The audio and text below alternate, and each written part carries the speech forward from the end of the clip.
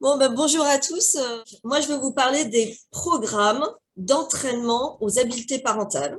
Donc, c'est un terme où vous n'êtes pas forcément connaisseur, mais c'est quelque chose qui est en plein essor et qui particulièrement est en essor dans le trouble de déficit de l'attention avec ou sans hyperactivité.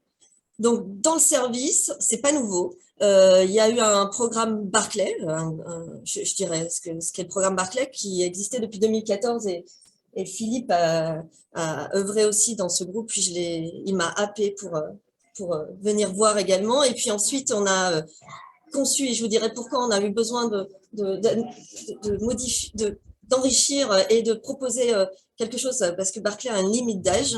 Et puis, confinement et Covid arrivant, on a été obligé de se lancer en IGAFAM depuis 2021. On est à notre deuxième groupe et on est assez content. Alors, je voudrais vous dire que c'est moi qui vais monopoliser la parole, mais c'est pas un groupe, moi, absolument pas. Ça n'existe pas si on n'est pas un groupe. Dans les recommandations des praticiens, ils disent qu'une des étapes majeures, c'est d'avoir un binôme hyper motivé, formé, etc. Moi, je voudrais déjà remercier, donc, on va commencer par ça, je voudrais remercier Philippe Roturo c'est lui qui allait me chercher, qui m'a convaincu et puis il m'a fait confiance et voilà, et on fait un binôme, on se dit beaucoup de choses, on s'enrichit mutuellement et on bouge et je crois que ça nous a permis d'aller jusqu'à même à créer notre programme en visio parce que voilà, il faut un peu des fois dépasser les a priori et merci Philippe de tout ce que tu m'apprends. Euh, Philippe Roturo dans le groupe. Alors, je vais reprendre après toute l'anamnèse. On est plusieurs à présenter et je présenterai mes acolytes du groupe GAFAM en particulier après.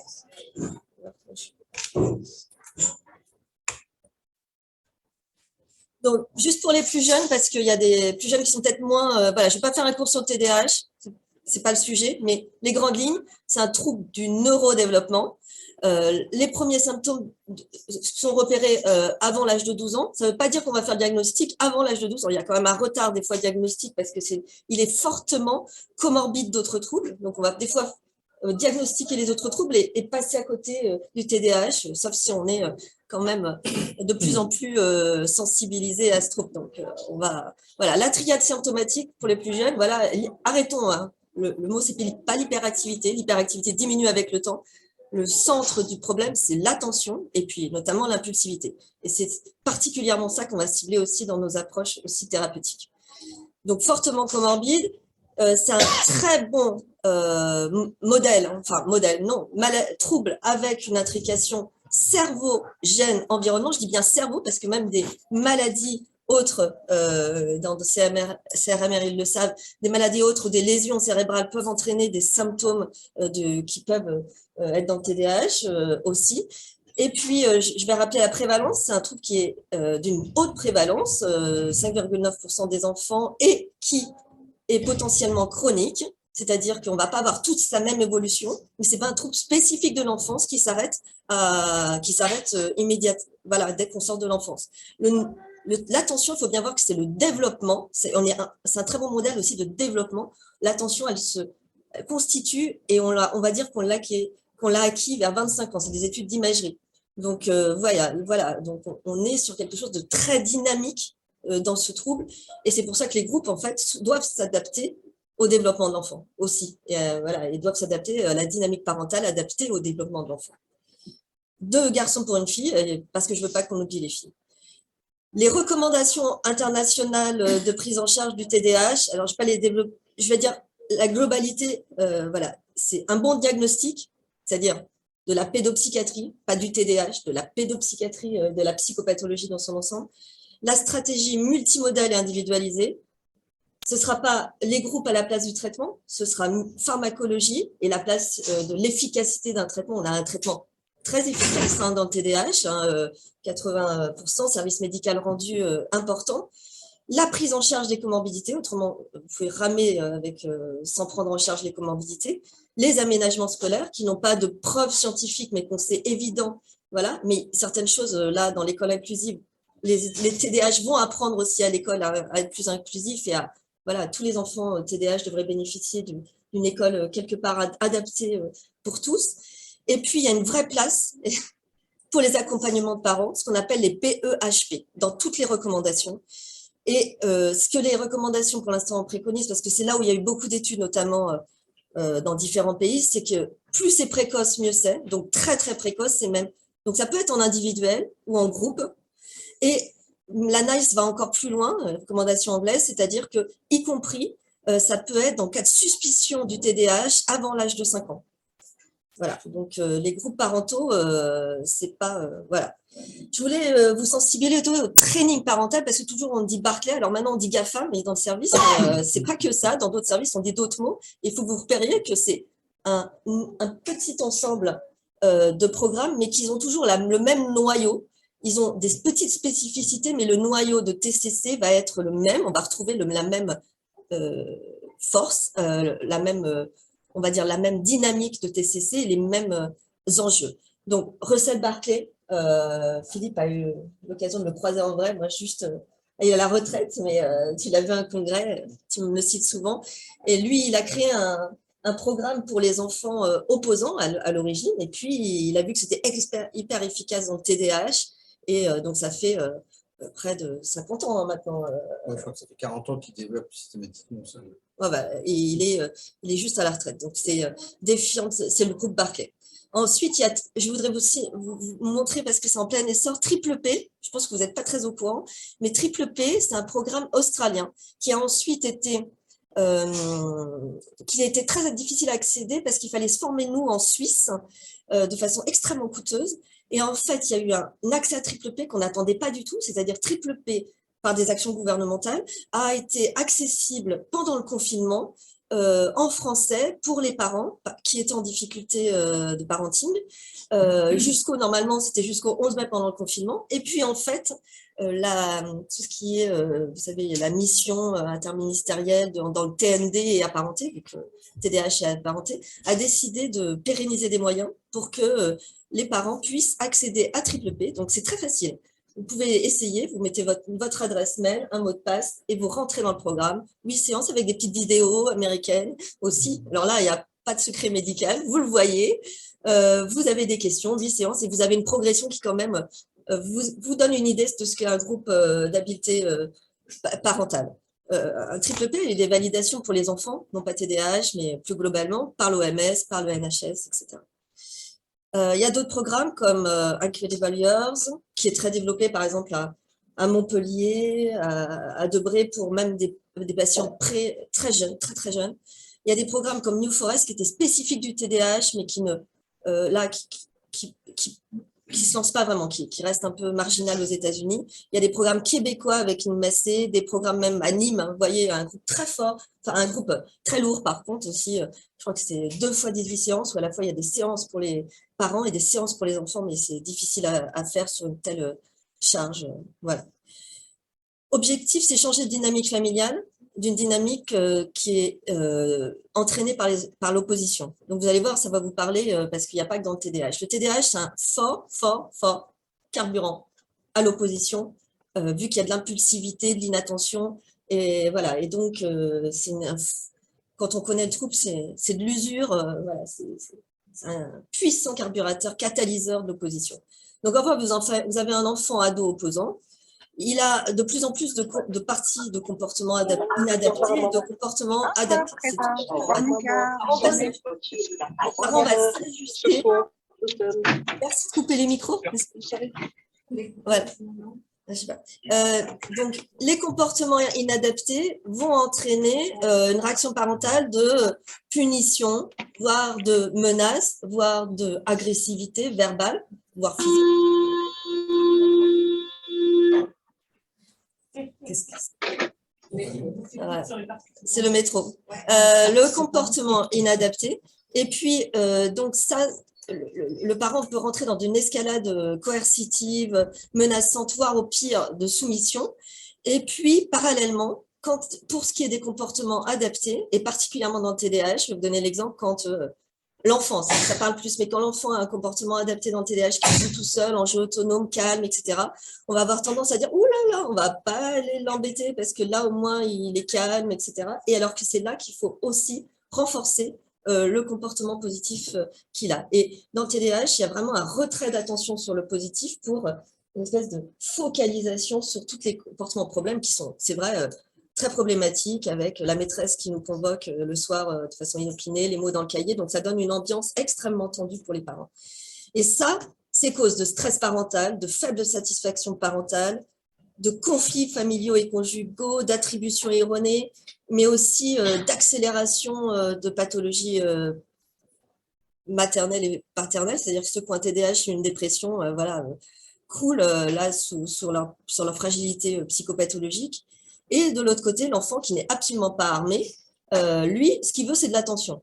Il veut de l'attention, l'attention, l'attention. Même si elle est négative, il préférera de l'attention que pas d'attention du tout. Donc, il va aller vous chercher. Et puis, ça entraîne une vraie mésestime de soi de l'enfant et ça ne va pas l'aider à acquérir des comportements non perturbateurs, vu que c'est un modèle de fonctionnement qu'on lui apprend, y compris en classe, y compris à la maison. Donc, vous voyez la limite et l'enjeu. Et j'ai envie de dire même l'enjeu du modèle qu'aura l'enfant de ce qu'est le modèle parental. Vous savez qu'on est très influé par le modèle parental qu'on a eu dans l'enfance, et lui, par son TDAH, il va avoir un modèle qui risque aussi de reproduire, aussi transgénérationnel. Donc, il y a un vrai enjeu à prendre en charge les parents. Je fais un tout petit point sur le niveau de preuve. Voilà, et donc il y a une vraie place pour ces parenting programmes. Il y a eu un papier extrêmement intéressant de la World Federation qui, en fait, s'est intéressé juste aux symptômes du TDAH.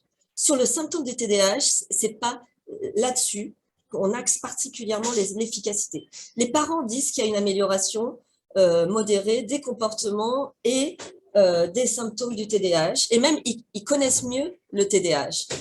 Mais quand on est des évaluateurs extérieurs, cette partie-là de corps symptômes, enfin du noyau des symptômes du TDAH, c'est pas celle qui apparaît la plus fiable dans ce qu'on améliore dans les groupes. Donc, ce qu'on améliore dans les groupes, et ça, voilà, et ça va être pour ça qu'on va les indiquer, c'est le bien-être parental. Et on est quand même là aussi parce que le bien-être parental, c'est aussi gage de bonnes pratiques parentales.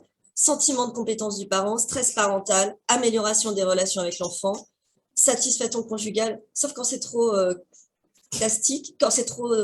le groupe peut être l'occasion d'une séparation des parents, on l'a déjà eu, et c'est impatient des fois dans le groupe fréquent. Ouais. Et en fait, on s'aperçoit que c'était complètement foireux, enfin, c'était complètement en difficulté avant, que le thérapeute ne nous l'avait pas forcément dit, qu'ils étaient même en thérapie de couple et il ne l'avait pas dit, mais qu'en fait, là, devant la réalité de leur quotidien, ça va mettre en fait de dire, non, là, on ne peut même pas avoir consensus là-dessus, et ça va… Et ce n'est pas des séparations classiques, souvent ça se dit, bah voilà, on est en train de dire qu'on va faire autrement et qu'on va faire séparer. Au début, les premiers groupes, ça nous a un peu perturbés, on dit, oula, et en fait, c'est décrit dans la littérature. Ça donne une Et ça peut faire aussi l'inverse. Et ça peut faire bien sûr l'inverse. Alors bien sûr, le but, c'est ça va améliorer la cohésion du couple, mais bien sûr, c'est la grande majorité. Mais il faut pas non plus être complètement à côté de tout ce que ça joue au niveau familial. Ce n'est pas un groupe de TCC pur, hein, voilà, loin de là. Enfin, les groupes de TCC peuvent avoir des implications, mais là, un TCC en famille, voilà. Donc, ça donne une meilleure connaissance et une attribution du TDAH des symptômes. Les parents coachent mieux les symptômes et attribuent mieux les symptômes du TDAH après le groupe. Et ça améliore donc les troubles du comportement dans une certaine mesure, plus d'ailleurs que les troubles émotionnels. Voilà, mais bon, à voir. Il faut dire que la majorité des études, c'est fait sur des préscolaires, scolaires. Ce n'est pas fait exactement non plus sur… La limite de preuve, alors ça va te parler Philippe, parce que qui commence à être soulevé dans la littérature, c'est celle qu'on avait intuitivement dans nos groupes. C'est bien sûr, il faut que la motivation parentale soit là, et qu'il y a un problème énorme, c'est l'absence des pères, c'est-à-dire que énormément de groupes aux États-Unis font avec des mères en fait. Alors nous, ça n'a jamais été ici à la Pitié comme ça. Nous, les pères sont là, voilà, et c'est un des gages d'entrée dans le groupe. C'est-à-dire que les exceptions sont à l'absence du père pour des situations familiales, voilà. Et donc nous avons des parents séparés, des couples parentaux séparés. Voilà, nous ne sommes pas dans le groupe. Il faut qu'il y ait une cohésion parentale. C'est plus facile par le truchement des écrans d'avoir des parents séparés que quand ils sont obligés d'être présents physiquement. Voilà. On a un certain gain dessus peut-être. Voilà. Et même des fois, par la fête des choses, on a eu des pères extraordinaires. Enfin, c'est des séances extraordinaires avec les pères. Ils nous apportent quelque chose. Et ils s'impliquent beaucoup plus après. Voilà, et ils s'impliquent.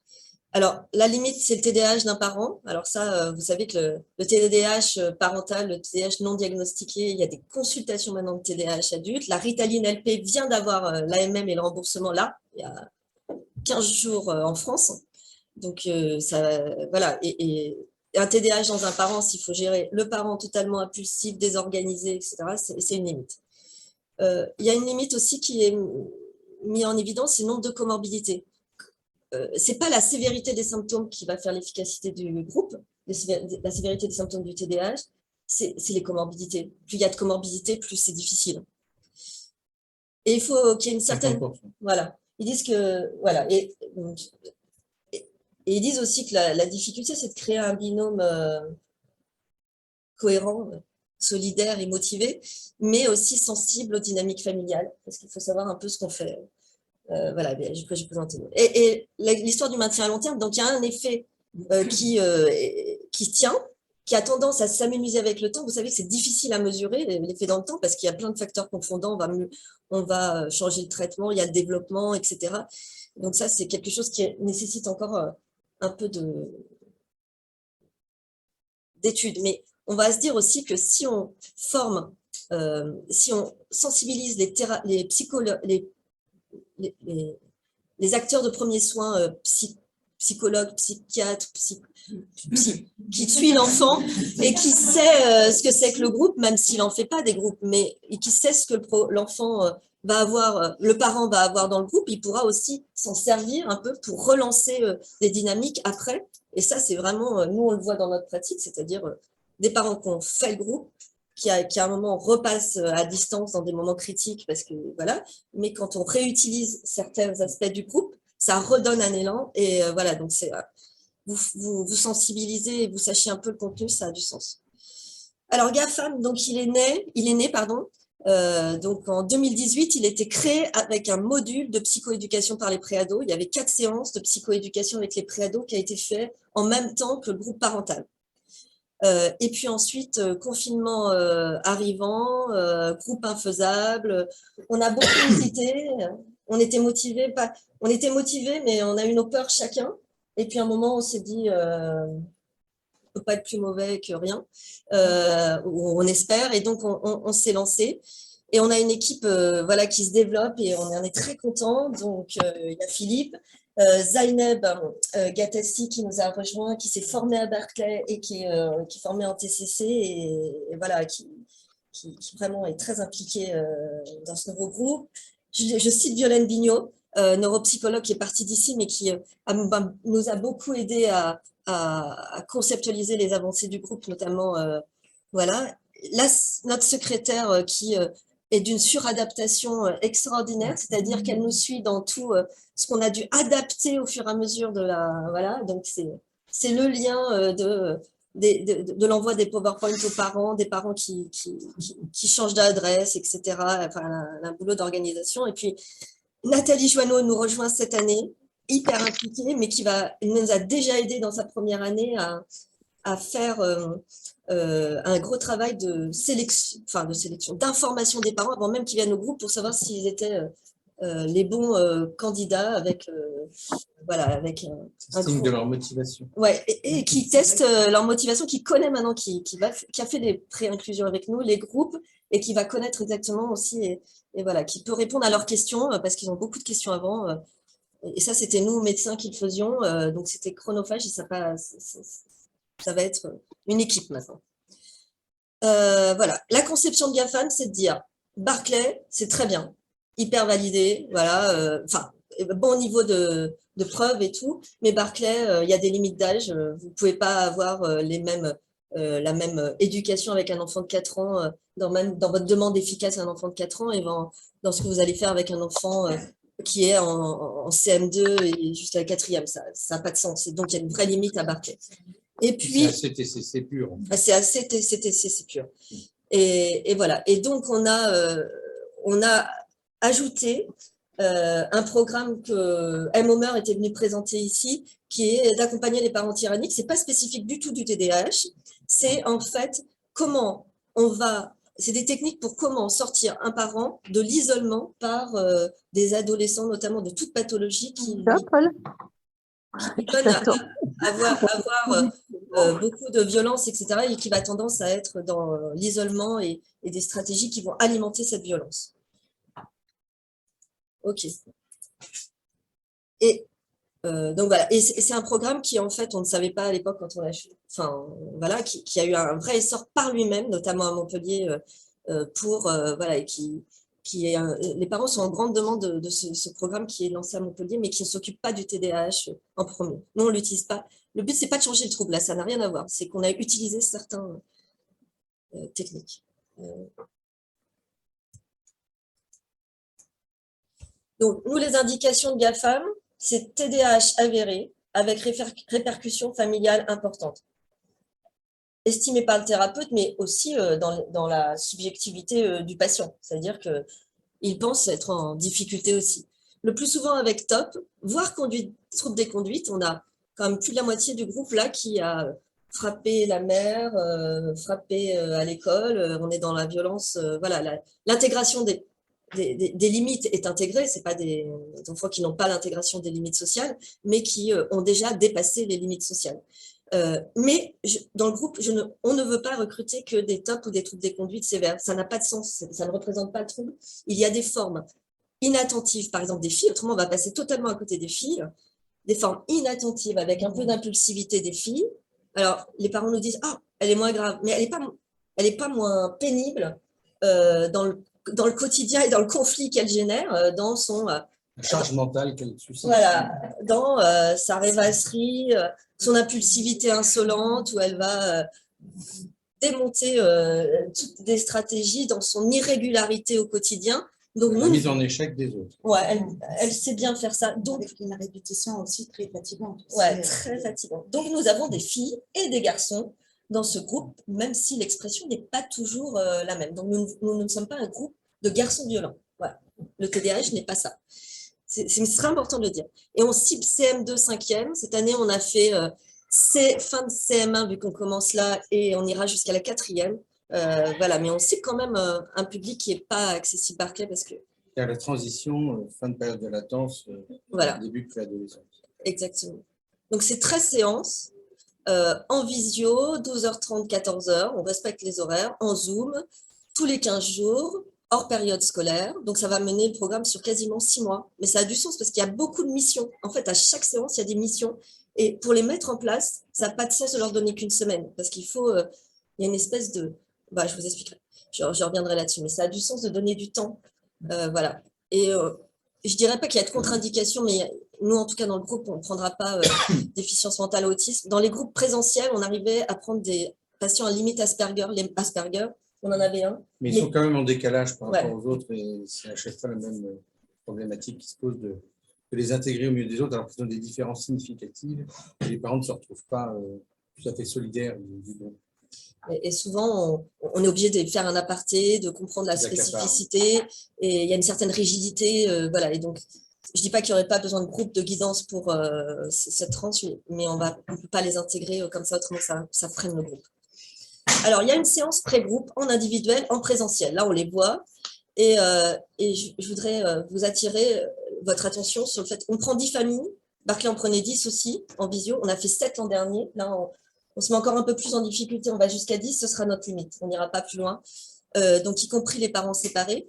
Et on travaille vraiment, nous, avec le génogramme. C'est-à-dire que on va avoir une analyse assez poussée de ce que le parent nous donne à nous voir, du fonctionnement familial, des réorganisations familiales, etc.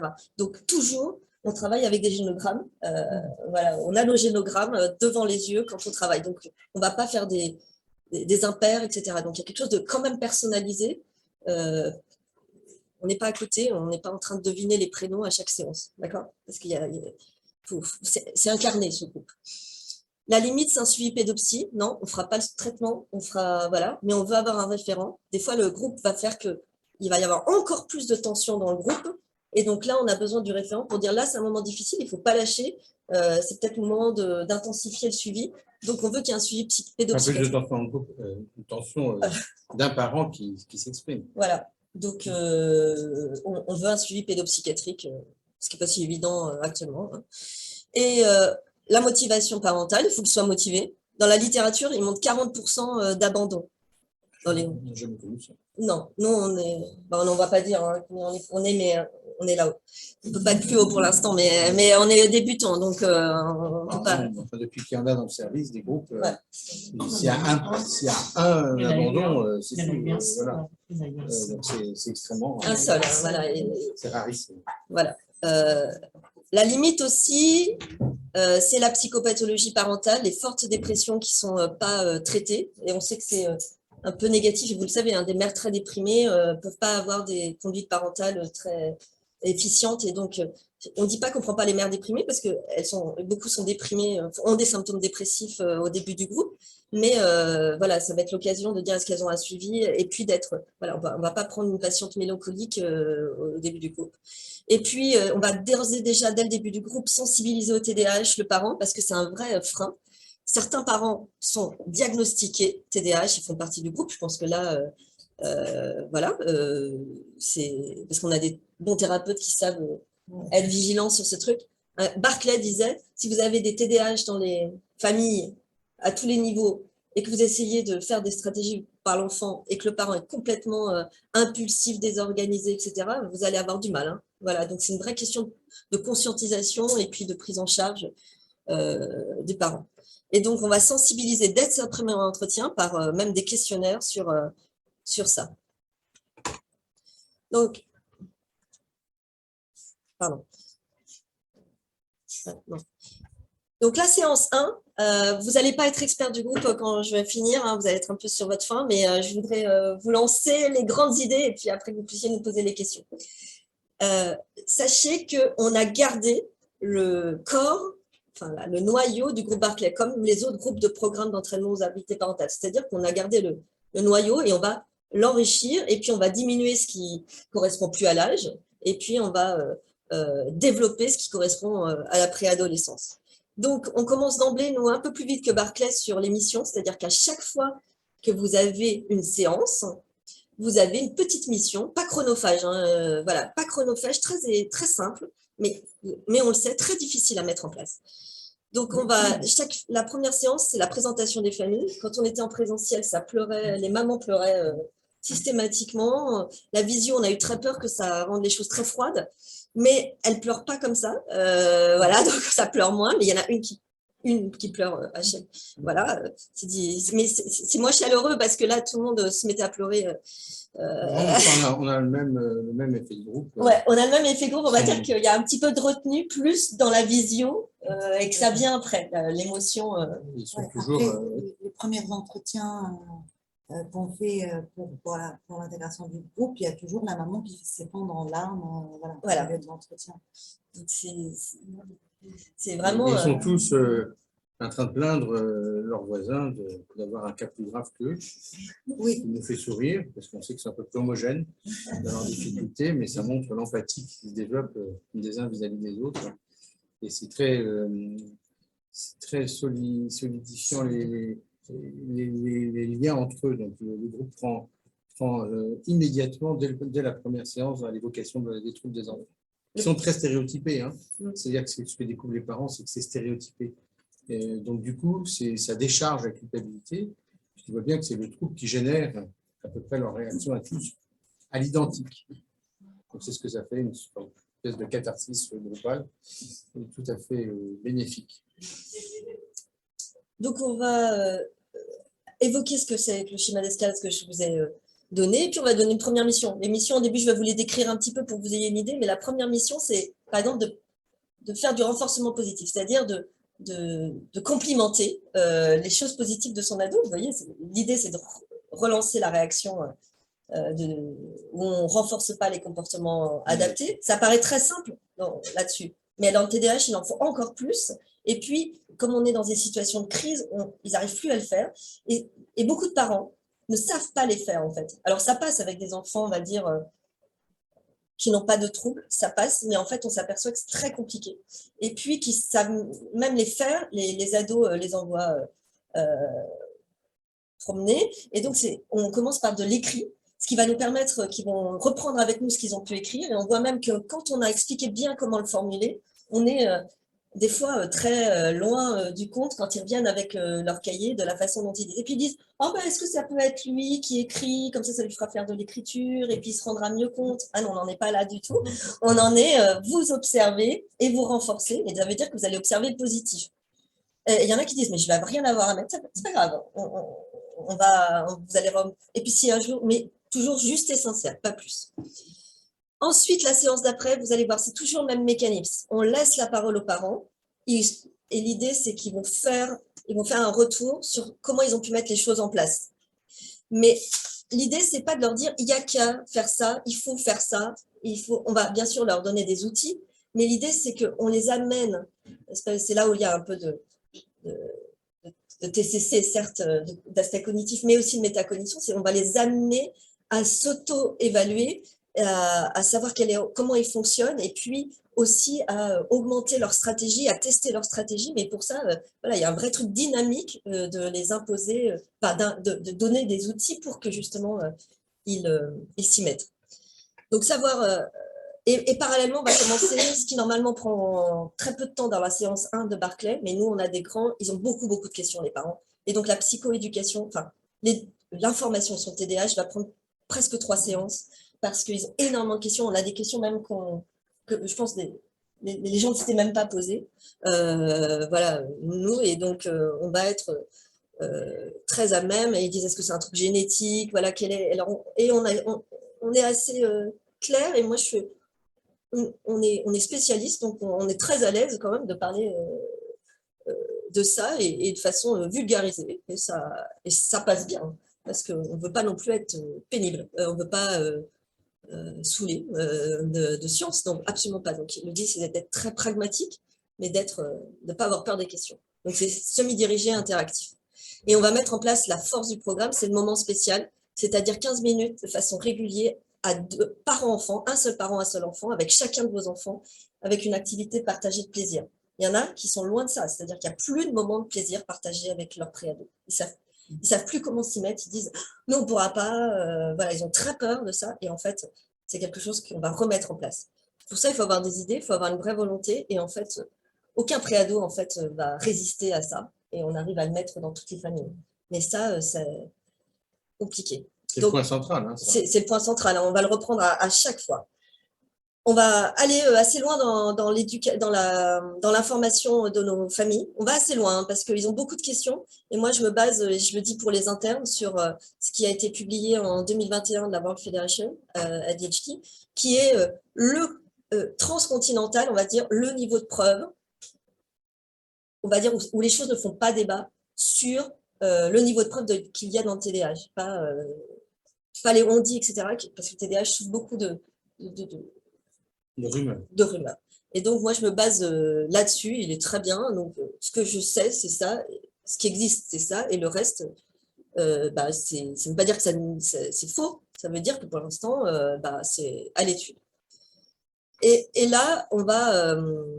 alors voilà. Après, on a implanté dans le groupe le fait qu'il fallait bien reconnaître les émotions. Et avant de reconnaître les émotions de son enfant, souvent, ce qu'on a dit, il fallait être conscient comment on fonctionne sur le système noradrénergique de l'émotion.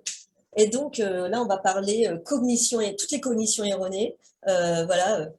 Et on donne des exemples de la vie courante, hein, parce que c'est celle-là qui parle le plus. Vous êtes en retard, tous les feux sont rouges, tout est contre vous, maximisation, généralisation, etc. Et c'est l'émotion qui vous fait faire ça. Vous pensez, ça vous transforme ce que vous pensez sous le coup d'émotion.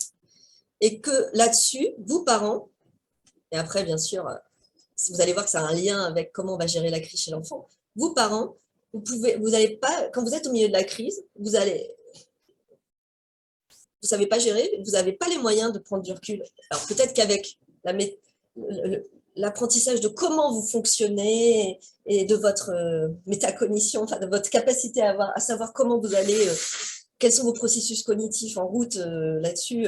Vous allez progresser au fur et à mesure de la vie, de dire, j'arrête de dire que les feux sont rouges juste sur tard, quoi. Voilà. Et donc, mais que l'émotion, on s'y arrive d'autant mieux. On a beaucoup plus de stratégies dans les stratégies préventives et dans les stratégies réactives, notamment de méthodes d'apaisement. Je voudrais dire que quand on faisait GAFAM en vrai, j'avais spolié Monsieur Christophe Passard, qui était hypnothérapeute dans le service, qui ne connaissait, c'est pas ton truc le TDAH, il m'a dit qu'est-ce que tu viens me faire pour me demander ça. Je lui ai dit mais en fait je voudrais que tu viennes et puis que tu fasses un peu de relaxation en début de groupe de 10-15 minutes.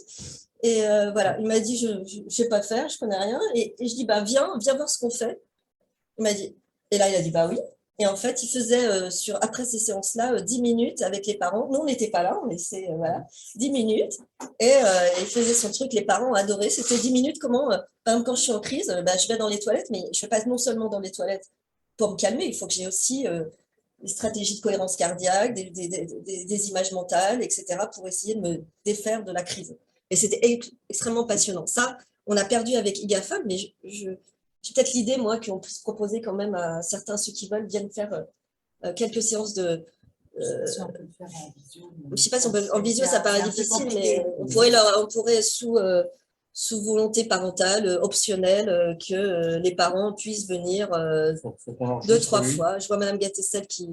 Voilà, mais je sais aussi qu'il y a des infirmières qui savent faire, des aides-soignantes, Benoît Teuil et tout. Donc, je pense qu'il y a un vrai petit module à ajouter optionnel. Et donc, on va implanter cette façon de gérer, voir ses émotions. Là, c'est extraordinaire. On voulait vous passer des vidéos, mais on a décidé que non, pour une question de confidentialité qu'on ne maîtrise pas bien. Mais on a vraiment des parents qui réanalysent les situations de conflit en disant, mais là, en fait, je me suis aperçue, je suis repartie en vrai, je me suis énervée, mais il est tellement en retard, mais là, je me suis rendu compte que je me suis énervée. Donc, c'est très intéressant. Alors ça, c'est la séance 6, c'est une séance implantée aussi. Normalement, l'organisation, elle arrive presque plus à la fin du groupe GAFAM sur devoir gérer le supermarché, gérer les lieux publics. On n'en est plus trop là à gérer le supermarché à 9-12 ans, encore que. Voilà. Mais il y a une partie organisationnelle qui nécessite d'être adaptée et qui aussi qui pourrait être adaptée sur le préado. C'est là où on avait implanté, que le groupe de préado avait été implanté initialement, commençait ici les 4 séances. Parce que on mettait en quinconce avec voilà. La réception des parents, le fait de recevoir leur enfant, des horaires qui étaient décalés. Et on avait fait cette gageure de voir 10 pré-ados absolument infernaux ensemble. C'était absolument épouvantable. À partir de 18h pour ne pas faire rater l'école. C'était juste épouvantable. Et la moins bonne idée, c'était de leur faire manger des petits gâteaux en même temps. C'était absolument atroce. Mais ils étaient tellement épouvantables qu'ils ont pris eux-mêmes conscience de comment ils étaient. C'est-à-dire que c'était à peu près comme dans Pinocchio. L'endroit absolument merveilleux avec des gâteaux partout. Et le risque de tirer des petits chariots si on ne fait pas tout à fait ce qu'il faut. Et donc, ils se sont rendus compte de ça. Ça a été une prise de conscience terrible pour eux. Voilà. Bon, on n'a su qu'un peu après. On a su qu'un peu après. Sur le coup, on subissait. Ouais. Et on a Mais ils ont écouté Vigneault avec attention. Et ils ont retenu 100% de son message. Et on a cru que certains aspects allaient les saouler, comme quand on allait parler du sommeil, le sommeil, ça les saoule. Et en fait, pas du tout. Ils sont passionnés, par exemple, quand on leur explique comment marche le sommeil. Et voilà. Voilà, on avait des formes inattentives qu'on peinait à voir. Et puis, on avait voilà. Mais c'est extrêmement intéressant. On le refera, on veut le réimplanter, mais pas exactement de la même façon. Parce que 10 en fin de dose, on a pu appeler des thérapeutes en disant là, il faut faire quelque chose sur la fin de dose. Il y en avait une forme de fille. C'était là. Voilà, on a dit, bon, je dirais pas. Je dirais pas quel thérapeute j'ai appelé, mais un PhD d'ici en disant, il y a là 4 séances, 3 séances, là, on peut rien faire, il faut modifier le traitement. Les parents le disaient, mais c'était tellement évident. Les filles, en plus, on n'imagine pas à quel point elles peuvent être désorganisatrices. C'était extraordinaire. Alors, j'avance. Renforcer pour autonomiser. Donc, moi, ce que je veux dire, c'est système de points. Système de points, normalement, c'est la séance 10 dans Barclay. systèmes de points qu'on fait sans Barclay, ça n'a pas de sens. Hein. Ça, c'est montré dans la littérature. Quand on dit on va mettre un système de points, ils l'ont tous fait. Le truc parachuté de nulle part, ex nihilo, là, comme ça ne fonctionne pas. Ça ne fonctionne pas. S'ils ne savent pas pourquoi ils font ça et à quoi ça correspond, et si ce n'est pas accompagné des moments spéciaux, des renforcements positifs d'un certain nombre de choses, c'est peine perdue. C'est un truc arbitraire qui est imposé à une famille qui ne sait pas pourquoi elle le fait. Voilà. Qui formule mal, qui formule trop de demandes, donc ça ne va pas. Donc les trucs des labos, là, les espèces de trucs tout faits, comme ça qu'on vous parachute, en disant voilà, vous avez un petit cahier tout fait, vous le donnez aux parents, vous verrez, c'est merveilleux, qui accompagne le comprimé, ça ne fonctionne pas. Ouais. Et donc c'est vraiment tout. Et même, il y a un labo avec Edu Santé qui a fait un truc où il a repris les 12 séances en disant mais ça ne fonctionne pas de faire le système de jeton. Mais le système de jeton, on va le présenter parce qu'autrement les parents sont frustrés si on ne présente pas. Mais après, il y a une vraie utilité à le présenter. Ce n'est pas forcément de le mettre en place. Il y a à peu près la moitié qui vont le mettre en place. On le dit, c'est optionnel. Mais la formulation de ce qu'on veut et sur quoi on va cibler, au lieu de cibler sur tout, et sur quoi on veut vraiment cibler, c'est très intéressant dans la conception du système de points. C'est ça qu'on va leur transmettre. Et donc, là, j'apprends rien aux psychologues et qui sont là, etc. Mais c'est vraiment, le système de points, c'est sur la zone proximale de développement, c'est ce qui est, ce que l'enfant sait faire, on renforce, ce qu'il n'est pas capable, on ne lui demande pas. Et puis, voilà, le système de points, c'est beaucoup de boulot à concevoir. C'est un super moment si on veut le faire passer pour le concevoir avec ses enfants et savoir ce qu'il a envie de faire. Notamment sur les renforcements, ça peut être un super truc aussi à faire en famille, sous forme de tableau de challenge, de chacun a une mission pour aller vers un but. Et puis, ça oblige les parents à renoncer à la punition systématique, c'est-à-dire qu'il n'y a pas de retrait. C'est-à-dire qu'on gagne, mais on ne perd pas. Ouais, et ça, c'est une inversion des schémas habituels. Si tu n'as pas fait comme il faut, je t'en retire. Si tu as bien fait, je t'en donne. C'est pas comme ça que ça fonctionne. On est dans la gagne, voilà, uniquement dans le positif. Donc, c'est un changement de paradigme quand même, de la pensée des parents. Même certains parents me disent nous, on mettait une barre dès que ça se passait mal. Voilà, dès le début, on change la stratégie. Vous voyez qu'on ne met pas une barre quand ça se passe mal sur une feuille volante. Ce qui fait que les enfants disent tout de suite on arrête tout, on s'en fiche. Et vous voyez que dès le programme, dès le début, même dès le carnet, l'enfant, alors le carnet, même, il y a plein de préados qui veulent, il a à sa disposition le carnet. Il y a plein de préados. Le carnet où on met les remarques constructives. Et il y a plein de préados qui ne vont pas l'ouvrir, qui vont mettre 10 jours à l'ouvrir parce qu'ils ont tellement peur que ce soit un truc encore qui va leur demander du boulot, qui va être négatif, qui va leur demander de bouger, qu'ensuite, alors que c'est aucun travail pour eux. Ils le regardent la nuit aussi. Ouais, c'est très drôle, ce que les parents vont me dire. Et puis, il y en a qui le volent. Ouais, il y en a qui disent t'as pas écrit dans le carnet, tiens, je mange des champignons, tu vois, je fais un effort, tu marqueras dans le carnet, même encore à 10 ans. Bon, ok. Ça, c'est... Et puis après, on va vers la crise. Comment gérer une critique positive? Voilà, la façon de critiquer, même quand déjà on éteint ce qui est éteignable, et puis ensuite, si on veut reprendre et qu'on critique dans la critique positive, on ne généralise pas, on parle de jeu, on ne dit pas tu. Voilà, donc il y a toutes des stratégies à faire. Et puis ensuite, si on commençait par ça, les parents, ils veulent au début, ils s'inscrivent à GAFAM pour gérer la crise. Ils veulent la séance 10. En fait, non. Quand on arrive à la séance 10, le besoin de la séance 10, il est beaucoup plus bas que si on l'avait demandé au début. Et surtout, ils ont les outils. Ils ont les outils. Et la crise, ça doit être... voilà. Et donc, par contre, la crise, on a beaucoup implanté du programme des enfants tyranniques parce que le time-out dans Barclay, voilà, le fait de tenir l'enfant, c'est vraiment des techniques qui nécessitent un apprentissage. Le time-out dans Barclay peut être pas du tout adapté avec un enfant d'une taille préadolescent et un cinquième, ça n'aurait plus de sens. Donc, on explique bien comment on fait un time-out, parce qu'il y a des choses très importantes. Il y en a qui vont le faire dans le groupe, parce qu'ils n'ont pas le même gabarit de préado, et ils n'ont pas la même relation corporelle avec leur ado. Ils sont même des fois, vu que la contenance du time-out voilà, était cadrante, mais on va les laisser libres et on va leur donner aussi d'autres techniques. Le problème du time-out, c'est que 100% de ceux qui le font pour la première fois le loupent, ne réussissent pas. Que ça demande un engagement extrême, long. C'est-à-dire que le jour où on s'engage à faire un time-out, on sait qu'on va y gâcher à peu près la journée. Donc, il faut se prémunir de ça. savoir que c'est fichu pour toute la journée, qu'on va être mobilisé autour de ça et qu'on ira jusqu'au bout. Voilà. Phase de crise, comme je dis au niveau des émotions, c'est tous aux abris et on soutient les parents qui ont très peur de ça parce qu'ils disent il nous fait taire parce qu'il fait tellement de bruit, il fait peur aux voisins et donc on ne veut plus créer la crise et ça les isole. Et donc on utilise aussi ce qu'il y a dans le MAMER, c'est qu'on leur donne une lettre pour les services d'urgence qu'ils utilisent en fait pour l'instant pas. Ça s'est fait, si, ça s'est fait 2 fois. Ah ben. Si, ça s'est fait 2 fois. D'accord. Et ça a été utile. Ça a été utile. C'est-à-dire parce que le nombre de... c'est un truc qui n'apparaît pas si souvent que ça, mais dans les congrès, ça se dit.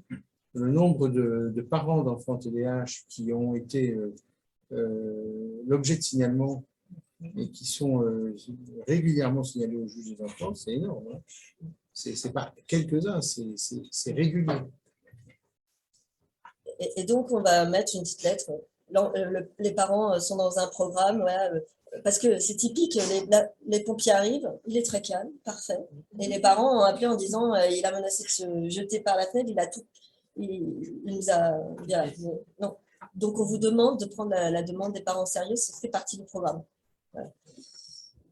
Et la phase de post-crise, c'est fondamental, de reprise de la crise. Et puis là, on va donner, y compris des conseils de résistance non violente, de positionnement parental corporel, c'est-à-dire que vous avez les bras fermés, vous êtes debout, pas au bon moment, avec, voilà, c'est pas comme ça. Donc, il y a un peu à la Gandhi, le sitting, voilà, une présence au bon moment, y compris dans son état, et puis du temps aussi, ça nécessite beaucoup de temps. C'est-à-dire que tout ça, c'est pré-programmé par les séances d'avant. En fait. Voilà. Et toujours, on revient sur les mêmes séances. Et séances 11, 12, 13, vous voyez, parce que le calibrage est en cours, c'est des retours sur mission. On peut, parce qu'en plus, on est en I, on augmente le nombre de patients. Donc, voilà. Et en conclusion, moi, ces groupes sont de la psychoéducation dans le TDAH. Quelle est la place des programmes non spécifiques Alors, il y a une vraie place, en tout cas, des programmes on va dire scolaire, des TDAH type Barclay au scolaire. Quel est le programme spécifique type le nôtre sur les parents de pré-ado, parents d'ado, point d'interrogation, hein, il y a rien, enfin, il n'y a pas de grand développement. Et puis aussi les adolescents eux-mêmes, de psychoéducation et d'organisation au quotidien. Voilà, merci beaucoup à toute l'équipe, voilà, parce qu'on est une vraie équipe et ça ne marcherait pas sans vous.